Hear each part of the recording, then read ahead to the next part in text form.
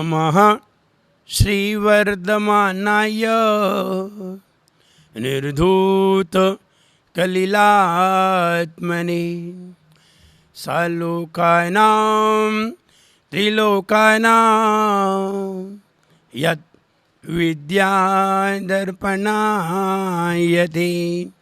यत् विद्यादर्पणायते गुरवः पान्तु नो नित्यं ज्ञानदर्शननायकाः चारित्रार्णवगम्भीरा मोक्षमार्गोपदेशकाः मोक्षमार्गोपदेशकाः। बोले परम पूजाचार्य श्री विमल सागर जी गुरुदेव की जय। परम पूजाचार्य गुरुवर श्री विराग सागर जी गुरुदेव की। आचार्य विमल सागर जी महाराज वर्तमान की शताब्दी में, वर्तमान के युग में, 500 साल के इतिहास में और 500 साल और आगे मुझे लगता है ऐसे वात्सल्यमयी ज्ञानमयी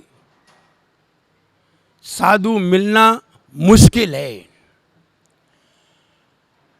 कोई साधु इस तरह के हुआ करते हैं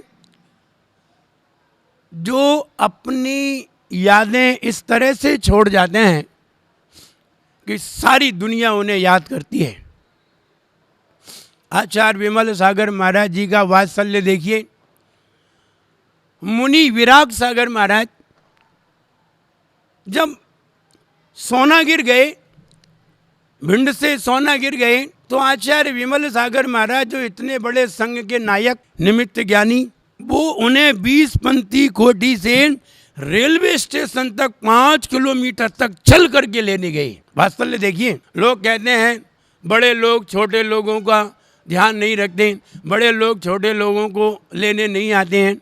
वो आचार्य थे और उस समय आचार्य विराग सागर जी गुरुदेव मुनिराज थे। 1981 के लगभग 82 के लगभग की बात है, 1988 की बात है, 1988 की बात है।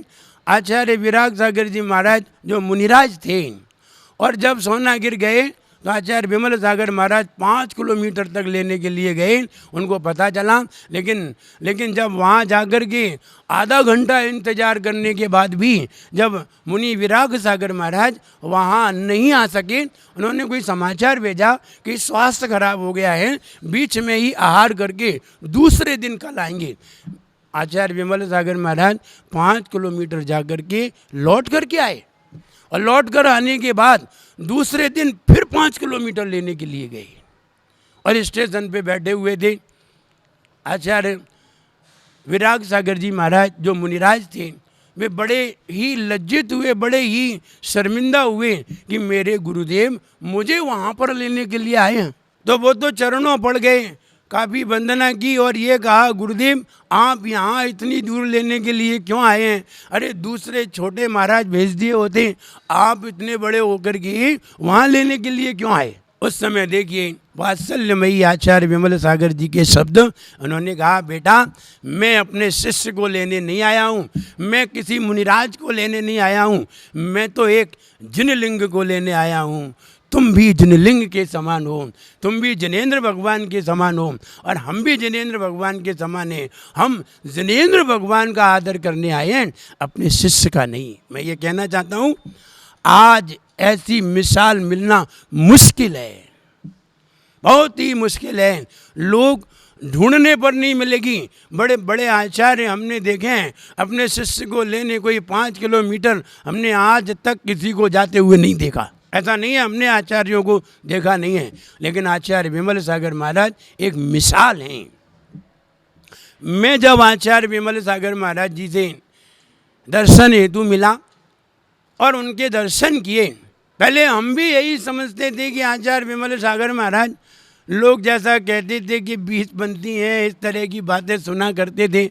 हमारे गुरुदेव भी कई बार सुनाया करते थे कि मेरा मन ही नहीं होता था उनके पास जाने का, लेकिन गए तो आचार्य विमल सागर महाराज ने हमारे गुरुदेव से ये कहा, क्षुल्लक बन के दर्शन करने गए थे तो आचार्य श्री से ये कहा था, बेटा आज तुम यहाँ पर आए हो मेरे पास, भले ही तुम्हारी इच्छा नहीं थी मेरे पास आने की, तुम मजबूरी में आए हो, लेकिन परसों के दिन तुम हम ही से मुनि दीक्षा ग्रहण करोगे। आचार्य श्री ने अपने मन में सोचा, अरे हम आपके दर्शन कर लिए, यही बहुत है, दीक्षा कौन लेता है। लेकिन आचार्य श्री ने ये कहा, बेटा चिंता मत करो, परसों का दिन आने दो, परसों तुम्हें यही दीक्षा लेनी है और यही तुम्हारी मुनि दीक्षा होगी। अपने मन में सोचते रहे क्यों दीक्षा लें, हम तो दीक्षा लेने आए ही नहीं आपसे। दूसरा दिन आया, मुनि विराग सागर जी, आचार्य विराग सागर जी मुनिराज, उनको देखते रहे क्षुल्लक अवस्था में। सवेरे उठ करके वो जाप कर रहे थे, उन्होंने जापें सुनी और जाप करते हुए देखा, रात भर जाप करते थे।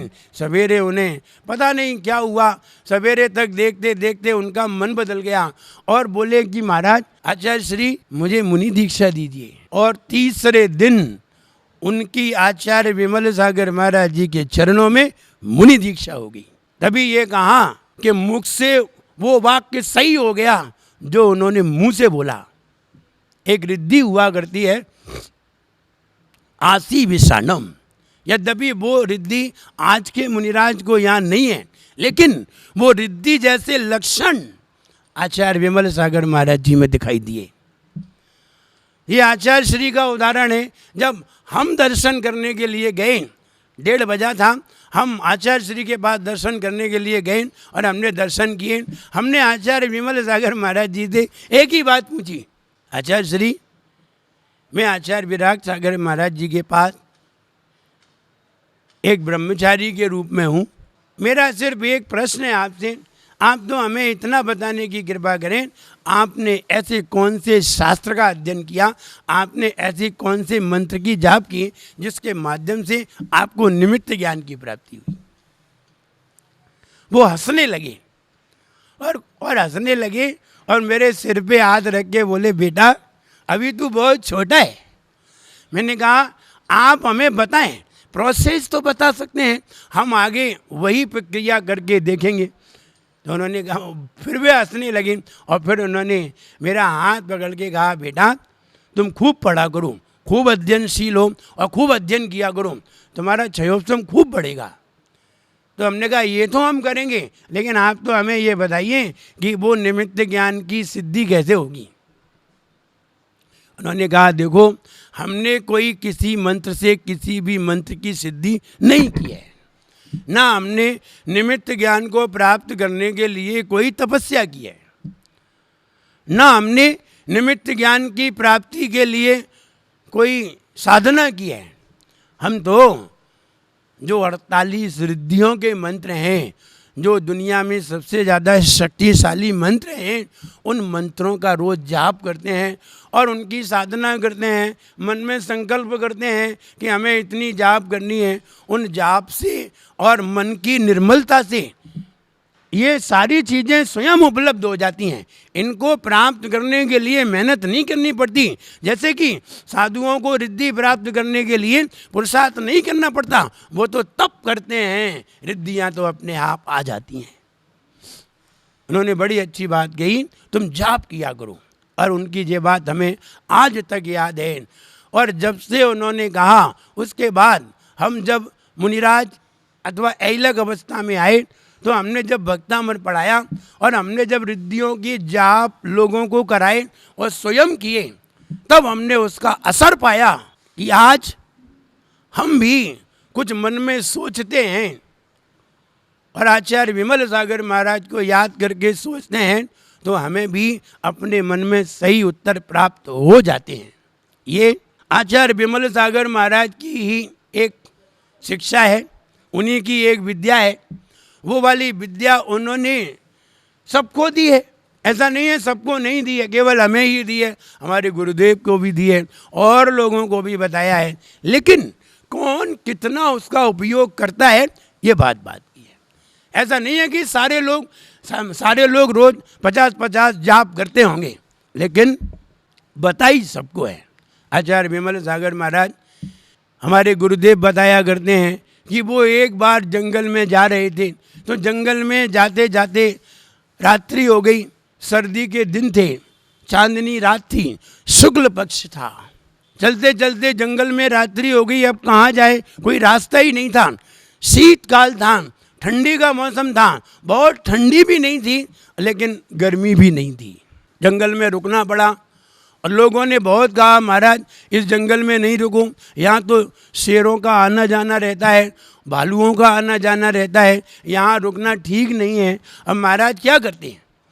आचार्य विमल सागर महाराज ने कहा चाहे शेरों का आना जाना हो, चाहे भालुओं का आना जाना हो, चाहे हाथियों का आना जाना हो, अब मेरा आना जाना बंद होगा, क्योंकि रात्रि हो गई। और रात्रि हो गई, अब कुछ भी हो। और रात्रि में वो वहीं रुक गए। लोगों ने बताया कि महाराज यहाँ शेर आते हैं, लेकिन आचार्य विमल सागर नहीं माने और वो वहीं बैठ गए। और उन्होंने वो अपने सिंहासन पे बैठे और उन्होंने सारे साधुओं से कह दिया कोई भी साधु इस लाइन से बाहर ना निकले। और उन्होंने मंत्र के द्वारा लाइन को खींचा और लाइन से एक बाउंड्री बनाई और बाउंड्री बना करके, यद्यपि 48 रिद्धि मंत्रों में वो वाला मंत्र है, लेकिन उन्होंने उसको सिद्ध किया। कैसे किया, क्या किया? तो उन्होंने वो लाइन खींची और लाइन खींचने पर वो बैठ गए। वो रात भर नहीं सोए।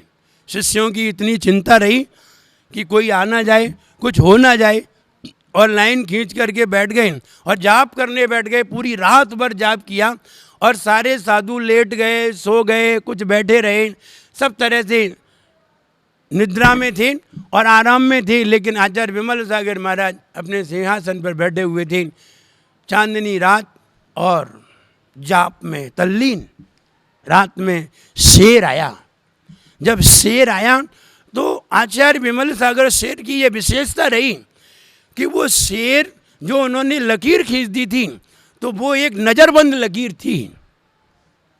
आचार्य अंदर वाले को तो बाहर वाला सब दिखाई देगा, लेकिन बाहर वाले को उस लकीर के अंदर वाला दिखाई नहीं देगा। ये नज़रबंद कोई मंत्र होगा उनके पास, तो उन्होंने उससे खींचा। आचार्य विमल सागर आराम से बैठे रहे और उस लाइन के बाहर से शेर बाजू से निकला और निकल करके चला गया। उसे मानव की गंध तक नहीं लगी। और आचार्य विमल सागर महाराज बैठे बैठे देखते रहे। आचार्य विमल सागर महाराज ने जो सोनागिर की अवस्था है, आप ये मानिए पहले हम जब सोनागिर जाते थे तो कच्ची रास्ताएं थी, कच्चे रास्ते पे चलना था, पानी बरस जाता था, पांव रपटते थे। लेकिन आचार्य विमल सागर महाराज ने सोनागिर को बिल्कुल सोनागिर ही बना दिया। ये सब आचार्य विमल सागर महाराज जी की देन है। नीचे से लेकर ऊपर पक्का बना हुआ है, ऊपर संगमरमर बना हुआ है, 24 बनी हुई है, सब विमल सागर महाराज जी की देन है। उन्होंने ही पूरा नीचे से ऊपर बिल्कुल पक्का बनवा दिया। और जो शिखर जी जो देख रहे हैं, पहले हम भी गए थे, इस तरह कच्चे में गए थे कि रपट जाते थे, गिर जाते थे, मिट्टी मिट्टी थी। और अब जाओ, अब कहीं मिट्टी देखने को नहीं मिलेगी। ऐसा नहीं है आप कहेंगे कि लोगों ने बनवा दिया, वहाँ की कमेटी ने बनवा दिया। कमेटी ने कुछ नहीं किया। ये आचार्य विमल सागर महाराज जी की देन है, जो आज शिखर जी पर रास्ता है पूरी और सोनागिर में पूरी रास्ता है, ये उन्हीं की देन है। हम ये कहें उनका कितना स्मरण किया जाए। मैं तो ये समझता हूँ, जब मैं शिखर जी गया और शिखर जी में उनकी समाधि पर पहली बार पहुँचा और समाधि पर उनकी जाकर के वंदना की, तो हमने ये पाया, जब हम शिखर जी की ऊपर वंदना करने जा रहे थे, हमने संकल्प किया था कि हम 1008 वंदना करके आएंगे। और 1008 का संकल्प करके 1 महीने के लिए पूरे संघ को लेकर के 20 पिच्छी और साथ में 50 श्रावक, लगभग 70 लोग ऊपर वंदना करने के लिए गए और 1008 वंदना करने की सामूहिक संकल्प करके गए। हम यद्यपि 1500 वंदना कर करके हम ऊपर से नीचे आए 23 दिन के बाद। लेकिन हम जो बात बता रहे वो सुनिए। हमने वहाँ बहुत सारे अनुभव किए। आचार्य विमल सागर महाराज जी के पास जब हम जाने लगे तो आचार्य विमल सागर महाराज जी की समाधि पर जब हमने प्रणाम किया और वंदना की, तो हमने यही भावना, भाई ये गुरुदेव, हम वंदना करने जा रहे हैं, पहली बार 1008 वंदना का संकल्प लेकर के जा रहे हैं। आपके चरणों के आशीर्वाद से, आपके आशीर्वाद से हमारी वंदना मंगलमय हो और हमें कोई परेशानी ना आए, ऐसा आशीर्वाद मेरे ऊपर रहे, ऐसी प्रार्थना करके हम श्रीफल अर्पित करके और जब ऊपर चढ़े तो मुझे नहीं मालूम कि हम ऊपर कैसे पहुँचे और 1 महीना कैसे रहे। और 1 महीना वहाँ जो हमने आहार लिया, औषधि युक्त जो शीतल जल का जल, शीतल नाले का जल लिया, क्या औषधि युक्त जल था। मैं तो सारी बीमारियां, जो परेशानियां थीं और लोगों को कोई परेशानियां थीं, कोई भी परेशानी महसूस नहीं हुई। 1 महीने तक इतने सानंद से रहे और 1500 वंदना करके सब लोग खुश होकर के जब नीचे आए तो आचार्य विमल सागर महाराज जी के चरणों में फिर प्रणाम किया। मुझे लगता है भले ही आचार्य विमल सागर महाराज इस दुनिया में न हो, लेकिन उनके चरणों में नमस्कार करने से जैसा उनका आशीर्वाद मिलता था, आज भी वो आशीर्वाद वहाँ है। आप जब भी जाएं, जब भी शिखर जी कोई जाएं, तो आप कुछ नहीं करना, 3 श्रीफल ले जा करके 3 परिक्रमा लगा करके चढ़ा देना, आप शिखर जी की वंदना आराम से कर लेंगे। ये हमने वहाँ बहुत अनुभव देखे। हम जब वहाँ शिखर जी गए तो वहाँ उनके ऊपर शांति धारा लोग किया करते थे, लेकिन पार्श्वनाथ भगवान की करती थी। तो हमने कहा आचार्य विमल सागर महाराज जी के ऊपर अभिषेक करते हैं, शांति धारा करते हैं और आप पार्श्वनाथ भगवान की करते हैं, तो पार्श्वनाथ भगवान की शांति धारा आचार्य विमल सागर की नहीं है। तो मेरा मन आया, किसी एक व्यक्ति ने वहाँ हमसे कहा महाराज आप तो विद्वान हैं, आप तो होशियार हैं, आप तो एक नई शांति धारा तैयार कर दीजिए। और हमने वहाँ शिखर जी में ही एक शिखर जी की वंदना लिखी, पूरे शिखर जी के अर्घ लिखे, शिखर जी का महत्व लिखा और कितने शिखर जी हमारे पूरी दुनिया में हैं ये लिखा। और लिखने के बाद आचार्य विमल सागर महाराज जी की एक शांति धारा लिखी। जब भी आप शिखर जी जाएंगे, जब भी आप शिखर जी में आचार्य विमल सागर महाराज जी की शांति धारा करेंगे, तब आपको वही शांति धारा करने को मिलेगी जो हम वहाँ लिख कर के आए। कहने का मतलब एक विशेष अनुभव और विशेष अनुभव उनके चरणों में हुए और उनकी जो आज्ञा जो हमने मानी, उससे मैं समझता हूँ मेरे जीवन में बड़ी अच्छी उपलब्धियाँ हुई हैं। और मैं समझता हूँ आचार्य विमल सागर महाराज भले ही इस दुनिया में नहीं है, लेकिन वे आज भी हर व्यक्ति के दिलों में जीवित हैं, हर व्यक्ति के दिलों में विनयशील हैं, श्रद्धावान हैं और हर व्यक्ति उन पर श्रद्धा करता है और उनको नमस्कार करने से हर व्यक्ति उनका फल प्राप्त करता है। मैं यही चाहता हूँ आचार्य विमल सागर महाराज जी की पुण्यतिथि पर मेरा उनके चरणों में श्रद्धापूर्वक शुद्ध भक्ति, आचार्य भक्ति और सिद्ध भक्ति पूर्वक उनके चरणों में प्रणाम हो। वे हमेशा हमेशा अपने ज्ञान ध्यान में लीन रहें। जय बोलिए परम पूज्य आचार्य श्री विमल सागर जी गुरुदेव की जय।